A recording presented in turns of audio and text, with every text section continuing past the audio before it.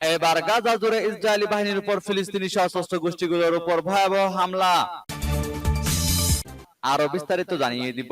এদিকে কেউ পাশে না থাকলে একাই যুদ্ধ করবে ইসরায়েল, হুঁশিয়ারি বেনিয়ামিন নেতানিয়াহুর। এবার নাইজার থেকে সমস্ত কমব্যাট সেনা প্রত্যাহার করেছে আমেরিকা। এদিকে মার্কিন অস্ত্র ব্যবহারে ইসরায়েল আন্তর্জাতিক আইন লঙ্ঘন করেছে অভিযোগ যুক্তরাষ্ট্রের। আরো জানিয়ে দিব। এবার ইউক্রেনের খার্কিভে স্থল অভিযান শুরু। এদিকে পাকিস্তানে জঙ্গি হামলায় 7 জন নিরাপত্তা সদস্য নিহত। আবারও ইউক্রেনকে আরো $400 মিলিয়ন সামরিক সহায়তা দিচ্ছে যুক্তরাষ্ট্র। এবং সর্বশেষে জানিয়ে দিব। এদিকে মধ্য রাফা থেকে লোকজনকে সরতে বলল ইসরায়েল, আরো বড় হামলার ইঙ্গিত। শুনছিলেন সংবাদ শিরোনাম, এখন বিস্তারিত। তবে তার আগে অনুরোধ থাকবে এই ভিডিওতে একটি লাইক দিন এবং কমেন্টস করে জানিয়ে দিন আপনি কোন জেলা থেকে বা কোথায় থেকে আমাদের সাথে যুক্ত রয়েছেন। এবং সংবাদের সর্বশেষ গুরুত্বপূর্ণ আপডেট পেতে চ্যানেলটি সাবস্ক্রাইব করে আমাদের সঙ্গেই থাকুন। এবার গাজা জুড়ে ইসরায়েলি বাহিনীর উপর ফিলিস্তিনি সশস্ত্র গোষ্ঠীগুলোর ভয়াবহ হামলা। ফিলিস্তিনি ইসলামিক জিহাদের সশস্ত্র শাখা আল কুদস ব্রিগেড বলেছে, তারা রাফার পূর্ব অঞ্চলে আগ্রাসন চালানো ইসরায়েলি সেনা ও সাজোয়াজানে মর্টার হামলা চালিয়েছে। হামাসের সশস্ত্র শাখা কাসাম ব্রিগেড একটি ভিডিও প্রকাশ করেছে। ভিডিওতে দেখা গেছে যোদ্ধারা গাজা সিটির উত্তরে জেইতুন এলাকায় ইসরায়েলি সেনাদের লক্ষ্য করে মর্টার হামলা চালাচ্ছে। 7 মাস আগে যুদ্ধ শুরু হওয়ার পর থেকে অঞ্চলটিতে তৃতীয়বারের মতো তীব্র লড়াই চলছে। অন্যদিকে popular front for the liberation of প্যালেস্টাইনের সশস্ত্র শাখা জিহাদ জিবরিল ব্রিগেডের যোদ্ধাদের সঙ্গে যৌথভাবে তথাকথিত নেটজারিম করিডোরে রকেট হামলা করেছে কাসাম ব্রিগেড। এই করিডোর ইসরায়েলি সামরিক বাহিনী উত্তর ও দক্ষিণ গাজাকে পৃথক করার জন্য তৈরি করেছিল। এদিকে ইসরায়েলি সামরিক বাহিনী উত্তর গাজা সিটির জেইতুন এলাকায় প্রচন্ড লড়াইয়ের খবর দিয়ে বলেছে, তাদের নাহাল ব্রিগেড ওই এলাকায় আগ্রাসনের সময় বিমান বাহিনীর সমর্থন পেয়েছে। তাদের এক বিবৃতিতে বলা হয়, তারা 7 অক্টোবরের হামলায় জড়িত ফিলিস্তিনি ইসলামিক জিহাদের এক যোদ্ধা সহ অনির্দিষ্ট সংখ্যক ফিলিস্তিনি যোদ্ধাকে হত্যা করেছে। অভিযানে হ্যান্ড গ্রেনেড, মর্টার শেল ও আগ্নেয়াস্ত্র পাওয়া গেছে দাবি করে একটি ছবিও প্রকাশ করেছে সেনাবাহিনী। সূত্র আল জাজিরার। এদিকে কেউ পাশে না থাকলে একাই যুদ্ধ করবে ইসরায়েল, হুঁশিয়ারি নেতানিয়াহুর। কেউ পাশে না থাকলে প্রয়োজনে একাই যুদ্ধ করবে ইসরায়েল। মার্কিন প্রেসিডেন্ট জো বাইডেনের অস্ত্রের চালান বন্ধের হুঁশিয়ারির জবাবে এমন মন্তব্য করেছেন ইসরায়েলের প্রধানমন্ত্রী বেনিয়ামিন নেতানিয়াহু। এমনটা জানিয়েছে ব্রিটিশ সংবাদ মাধ্যম বিবিসি। ভিডিও বার্তায় তিনি বলেন, যদি প্রয়োজন হয় ইসরায়েল একাই যুদ্ধ করবে। আমি বলেছি যে হামাসকে পরাজিত করতে প্রয়োজনে আমরা আঙ্গুলের নখ দিয়ে লড়াই করব। 1948 সালের কথা স্মরণ করিয়ে নেতানিয়াহু বলেন, 76 বছর আগে যখন আমরা স্বাধীনতার জন্য যুদ্ধ করেছি তখন আমাদের কাছে অস্ত্র ছিল না, পাশাপাশি ইসরায়েলের উপর অস্ত্র নিষেধাজ্ঞাও ছিল, কিন্তু আমাদের যা ছিল তা হলো চেতনা, বীরত্ব ও একতা, যার কারণে আমরা বিজয়ী হয়েছিলাম। এখন আমরা আরো বেশি শক্তিশালী, শত্রুদের ধ্বংস করতে দৃঢ় প্রত্যয়ী। এর আগে মার্কিন সংবাদ মাধ্যম CNN কে দেওয়া এক সাক্ষাৎকারে প্রথমবারের মতো ইসরায়েলে অস্ত্রের চালান স্থগিতের হুমকি দেন যুক্তরাষ্ট্রের প্রেসিডেন্ট জো বাইডেন।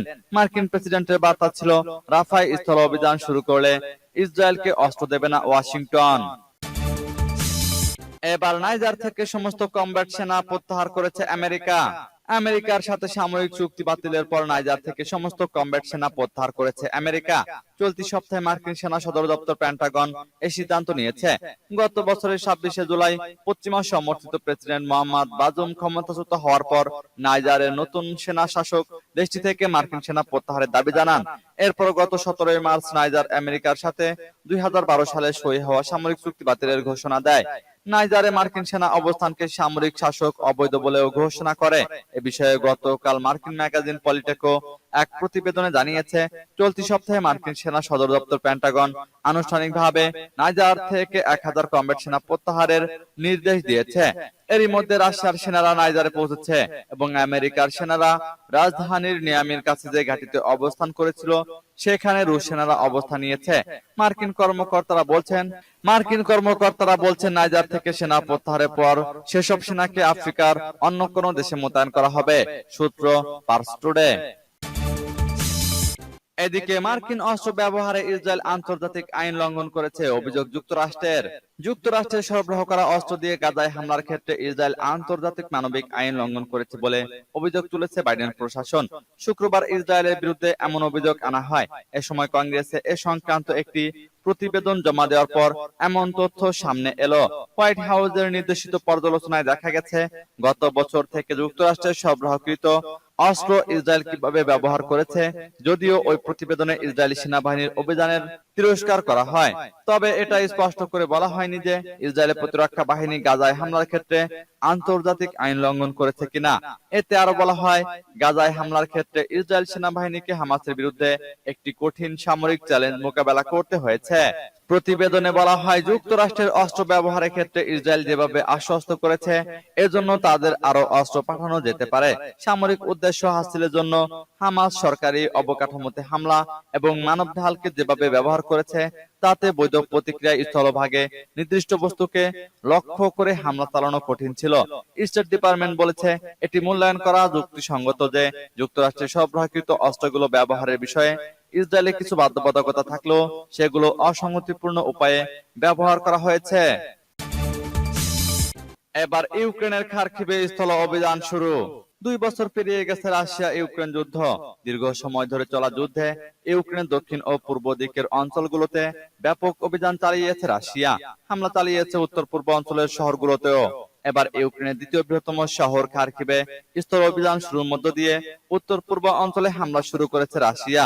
সাজোয়াজান নিয়ে শুক্রবার সন্ধ্যায় আকস্মিক এই অভিযান শুরু করে দেশটি। শনিবার এপির খবরে বলা হয়েছে, এর আগেও রুশ সেনারা ইউক্রেনের এ শহরটিতে অভিযান চালিয়েছিল। শনিবার রাশিয়ার প্রতিরক্ষা মন্ত্রণালয়ের বরাত দিয়ে এপি জানিয়েছে, তারা একটি আশ্চর্য স্থল আক্রমণ শুরু করার পরে ইউক্রেনের পূর্বের 6টি গ্রাম দখল করেছে। রাশিয়া বলেছে, তাদের সেনারা খার্কিভ অঞ্চলের 5টি গ্রাম বেরিসিভকা, ওগিরসেভ, প্লেটেনিভকা, পাইলোনা এবং স্টিলেসা মুক্ত করেছে। দনেতস্ক অঞ্চলের কেরামিক গ্রামটিও এখন রাশিয়ার নিয়ন্ত্রণে বলে জানিয়েছে মন্ত্রণালয়। এর আগে শুক্রবার ইউক্রেনের একটি ঊর্ধ্বতন সামরিক সূত্র বলেছে, রুশ বাহিনী ইউক্রেনের 1 কিলোমিটার অগ্রসর হয়েছে এবং রাশিয়ার ভূখণ্ডে হামলা প্রতিরোধে খার্কিভ এবং প্রতিবেশী সুমি অঞ্চলে একটি বাফার জোন তৈরি করার চেষ্টা করছে। এ বিষয়ে কোনো মন্তব্য করেনি রাশিয়া। এদিকে পাকিস্তানে জঙ্গি হামলায় 7 জন নিরাপত্তা সদস্য নিহত। পাকিস্তানের খাইবার পাখতুনখাওয়া প্রদেশের উত্তর ওয়াজিরিস্তান জেলায় পৃথক 2 জঙ্গি হামলায় নিরাপত্তা বাহিনীর 7 জন সদস্য নিহত ও আরো 2 জন আহত হয়েছেন। শনিবার জেলাটির দত্ত খেল তহসিলের হাসান খেল এলাকায় এবং মীর আলী শহরের সীমানা এলাকায় এ দুটি হামলার ঘটনা ঘটে। খবর পাকিস্তানি গণমাধ্যম ডনের প্রতিবেদনে বলা হয়, প্রথম হামলার ঘটনাটি ঘটেছে হাসান খেলে। সেখানে নিরাপত্তা বাহিনীর বোমা নিষ্ক্রিয়ণকারী ইউনিটকে লক্ষ্য করে একটি বোমা বিস্ফোরণ ঘটানো হয়। বিস্ফোরণের পর জঙ্গিরা নিরাপত্তা বাহিনীর সদস্যদের লক্ষ্য করে গুলি বর্ষণ করে।